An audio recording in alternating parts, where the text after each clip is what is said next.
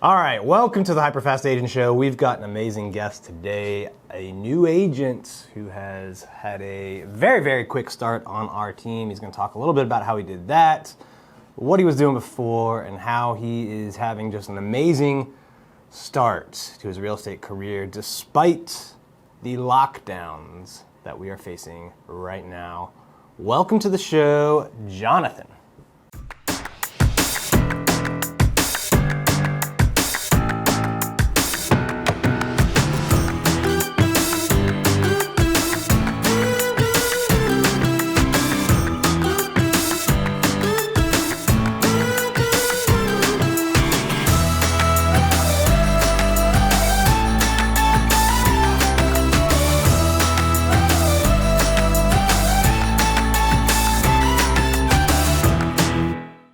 Thank you for having me. Yeah, glad to have you on today. Excited to chat about you. How many deals are you up to this year? We've done 12 this year. 12, and we're shooting this about just barely 4 months into the year. Yeah. So that's putting you on pace. 3 months. For 3 deals a month, which if you continue on this, that's 36. Most agents, by the way, who are experienced, it takes them they're not doing 36 deals in 2 or 3 years. They're taking 4 years to do that. So, let alone to do that as a new agent, to be on that pace as a new agent, that's an amazing job. What were you doing before you became an agent? I actually used to work in federal and IT staffing. It's completely different. Federal IT staffing. Yep. It's like a typical kind of DC-ish job, It right? pretty much is, yeah. So I was in recruiting. So basically, resumes, calling them, trying to get them jobs, all of that. Did that for all of 9 months and was like, nope, not for me. But actually, even before that, while I was in college, I used to, for about 2 years, I interned. I did real estate development, property management for multifamily. So I wanted to get back into the game of real estate and figured I'd go solo agent. But before this year, you never helped someone buy or sell a home, right? Oh, You're doing no. management, you're doing And when IT I say staffing. property management, I was a leasing agent, and I was, real estate development, I was just an associate. I didn't have any experience whatsoever about buying or selling houses at all.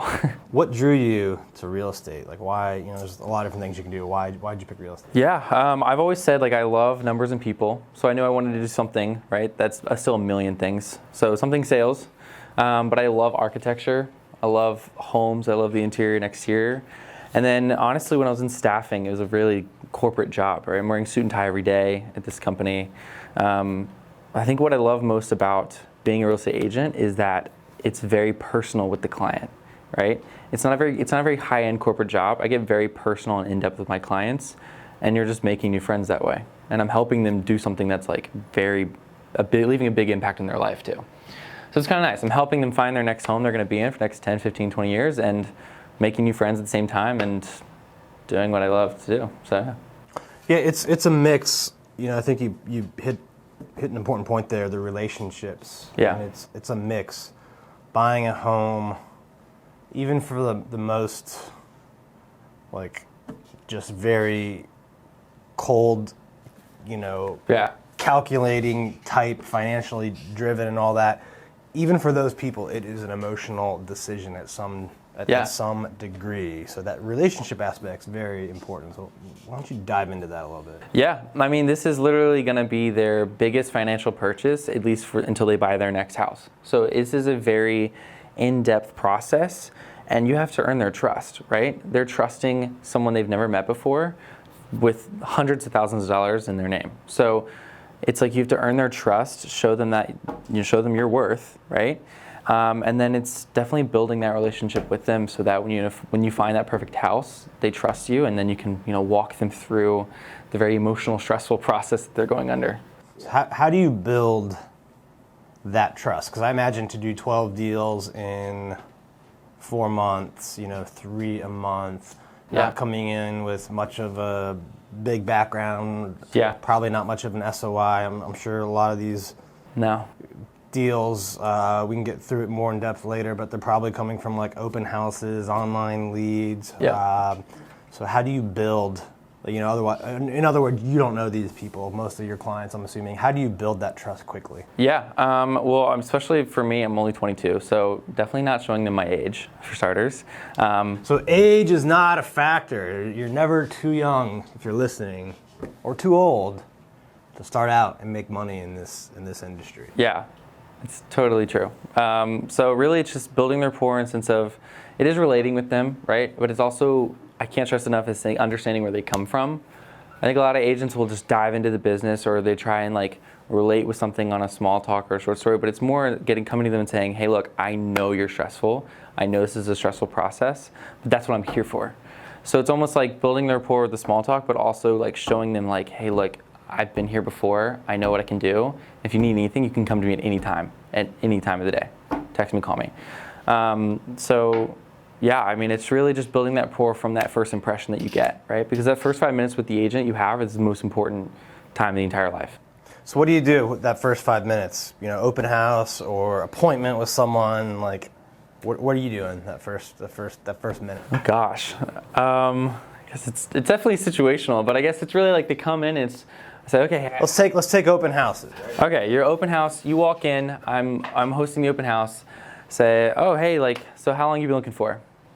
6 months? Wow. Hey, look, I mean, that is a long time. You've been playing the game for a long time. And it's just, hey, how's this whole global pandemic going for you? How you hanging in there? It's just really relating with them that's going on in the real life, real world, and showing them that I am also, a very down-to-earth guy, that I can be there for you. I can be a friend, but I also can be your agent as well. I don't want to, at the same time as well, it's also the way I present myself to my clients. So that's another thing. I just came from the high-end corporate job, the whole suit and tie thing. For showings, I don't wear suit and tie, right? That's too flashy. I want to be relatable with my clients. Unless I've had high-end clients where they're if they're dressing up, I'm dressing up, right? But when my clients are showing up in sweatshirts and sweatpants, right? They want someone who they can be a little more relaxed around. It's also about your appearance. It's how you come up. That's how you approach yourself. But yeah, I mean, really, those 5 minutes. It's just.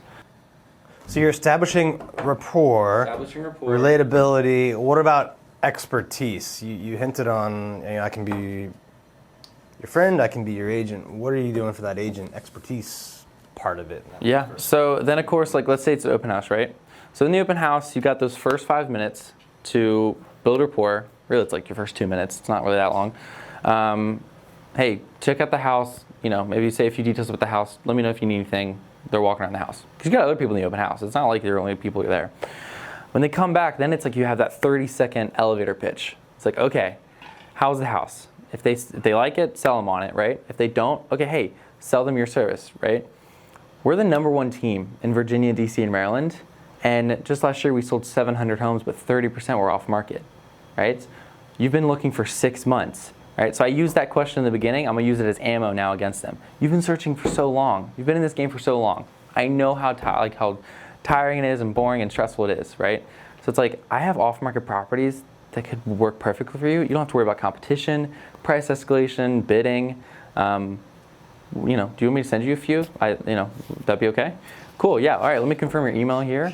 Boom, once you send that email, once they reply, you have them locked in. It's when they reply, it's great. What time you want to go look at it? So they've got a pain point. I've been searching for a while. What Jonathan's doing here, this is key. He's offering a solution to that pain point. Not everyone perhaps has the same pain point when they walk into the open house or the first appointment, so you have to adapt to it, but then by offering the solution, you're positioning yourself as the expert. And this kind of reminds me of this new take on the classic Jay Abraham strategy. So Jay Abraham's been around for decades. I've seen him multiple times at Tony Robbins, been coached by him, and he has this preeminence strategy where you want to put out expertise content and just be very, very knowledgeable that everyone who sees you knows Jonathan is a real estate expert in this area. Right. However, the new version, I've seen some people kind of take what he's done and add some wrinkles. Everyone kind of builds off what we learned in the past, and they've added this wrinkle of let's be more approachable. Let's be the friendly expert, the approachable expert, because sometimes, that strategy of expert only can put you up on this giant pedestal and almost be intimidating for the clients to approach you. So I think this is a pretty good, maybe you don't even realize this, but a pretty good take on this new version of Jay Abraham on becoming a approachable expert. Yeah, I'm just trying to be the down-to-earth guy that lives down the street kind of vibe friend that you can come to if you ever have any real estate questions, any needs, right? I don't want to make them think I'm very legalistic. I'm not going to stuff a contract down your throat. I'm not going to force you to go do something that you don't want to do. I'm going to try and just comfort you in this very stressful process and sell you a home, right? I still am going to push them towards that direction that I want them to go, but I'm going to do that by showing them you can trust me, I'm here for you. And with that, right? Yeah, I've had the conversations at 11 p.m., midnight, 1 a.m. even on contracts, and are we making the wrong decision kind of questions, and it's no, you're just fine. It's gonna be okay. So yeah, pretty spot on. How was the start for you? So just walking back, the first couple of deals you did, how was that? What were the challenges, if any? How'd you overcome them? It's actually really funny. My first deal ever, it was my third week, and I met the mom at the open house, and she said, I want you to meet my son and my daughter-in-law. They're looking to buy a house. Okay, great. So I met with them the very next day on Sunday morning. This is a Saturday night open house. So I met them Sunday morning here at the office. And we sat there for they drilled me with questions. This is my third week as an agent. And I had to answer all these questions to the point where then we go and look at a house. They really like it. It was 7 p.m. showing. We then came back here to the office afterwards because all of their family came with them. And they sat down and they drilled me with questions till 10:30 at night. That was my first deal ever. It was very much a board of people asking me questions. It was if they knew, this is my third week. Buying committee. Yeah, and we sold right at $1 million flat, and it was perfect. But yeah, I mean when I started off, it was very much I need anything and everything. Every open house I got, I was trying to bring in as many leads as possible. So you're like the Dennis Rodman, just wherever the ball is, you're getting that rebound. I was doing anything and everything, whatever it could do to get leads. It was starting out, right? And you have no leads. It's not like my friends can afford anything. I'm 22, right? My friends are renting. And yeah, so open houses, any appointments I could book from cold calling, get it going. So then, my third week ratified the $1 million deal. And then by the fifth week, I ratified $500,000 on a townhome, and then it just started building up and going. Now that was kind of back January, February. What's changed, since the lockdowns started? I was about to say, since the global pandemic, for starters, that was one. So it's changed as far as my business and my leads, or? Your business, concerns with clients, how you're dealing with the lockdown? With the lockdown, how you're dealing with showings, client concerns, all that. Yeah. I mean, the market is still very competitive out there right now. Even though there's a lockdown, people are no one's out there buying. No, people are buying. I just ratified one 2 nights ago, and we had to beat 12 offers. It is still very competitive. 12 offers. We escalated 56,000 above list, and the house went on the market Friday, and we ratified Sunday. So it is still very much competitive. So yeah, I mean, and what I'm telling my clients is, hey, look, I know there's a lockdown. Let's put it in this perspective. Everyone knows the real estate market is hot, right, during the summertime, right? From that, call it April to August, September, that is the hot time of the year. Well, there's a global pandemic right now, so all those people who wanted to wait after this lockdown, they're on hold. And then all those people that wanted to start buying in the July, August range when this whole thing is done, right? There's gonna be twice as many buyers. And this market, as competitive as is already too much. So it's don't you want to go ahead and take advantage right now of this lockdown when there's probably less buyers right now, and the interest rates are still super low? Why wait? Let's go find the place that you want.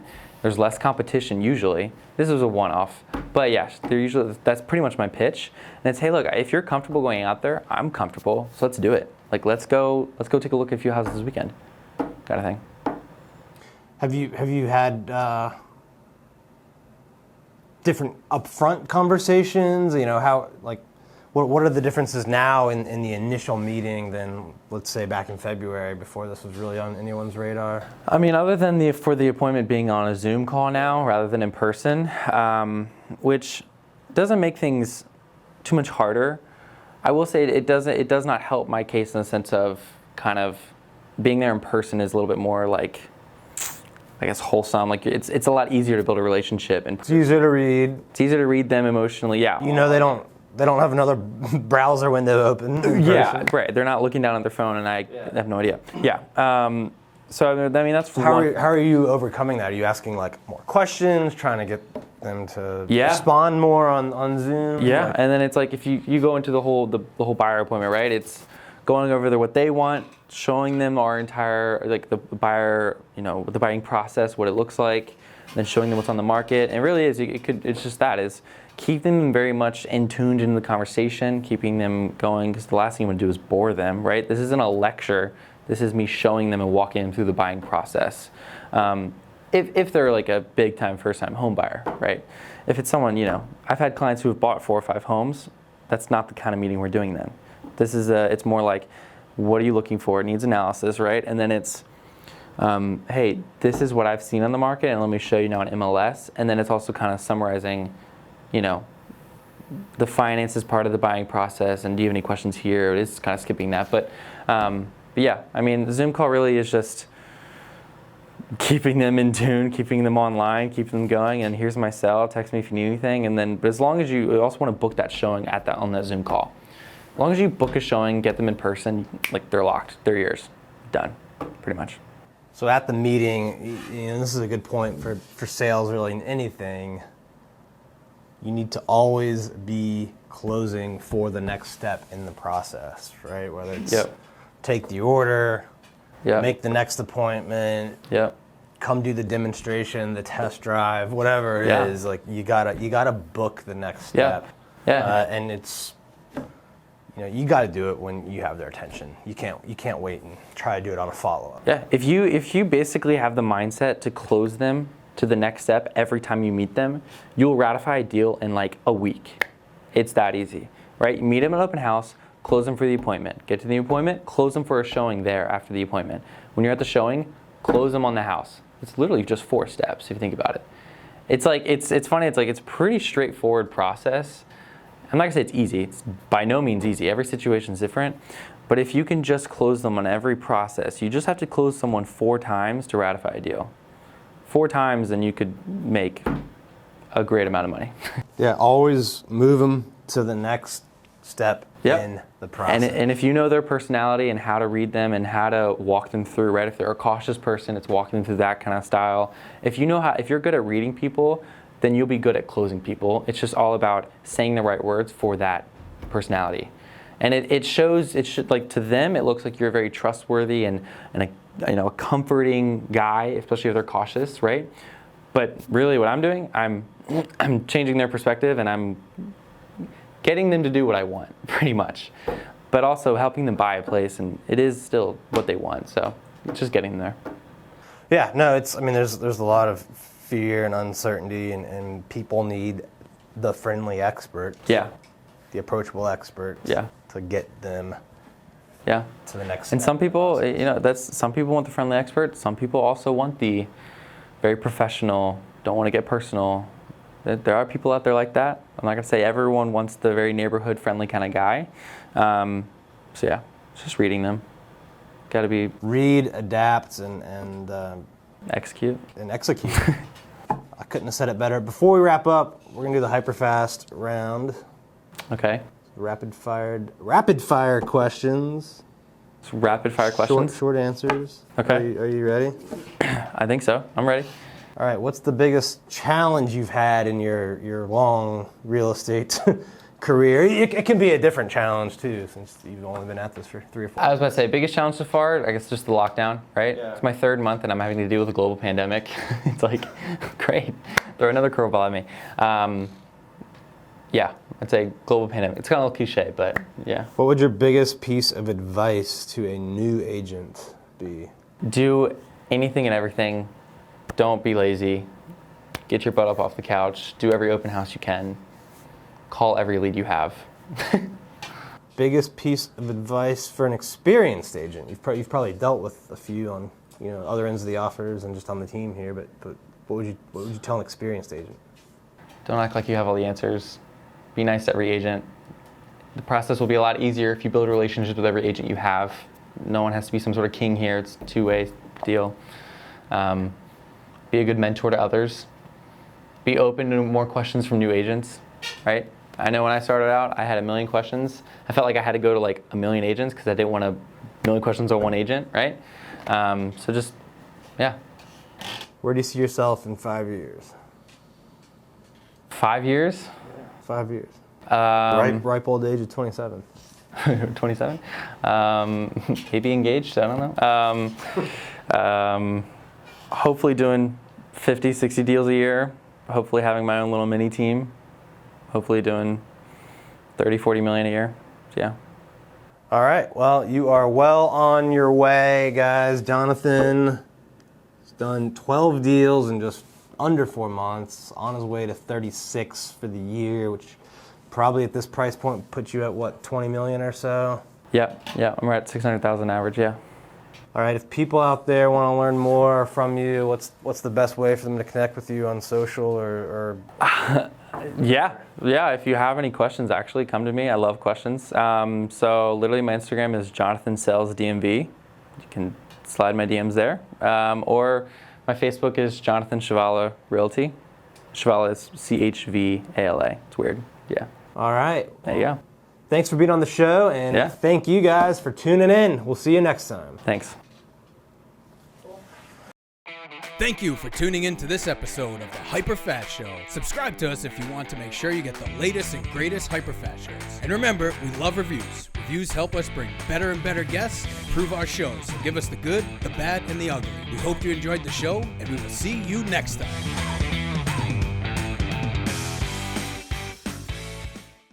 Hey guys, thanks for sticking around to the end. I hope you enjoyed that video, and if you want to see more, click right here. And if you want 100 real estate tips from my best-selling book, click right here to download them instantly. And if you're new to this channel, click below to subscribe and turn on post notifications so you don't miss out.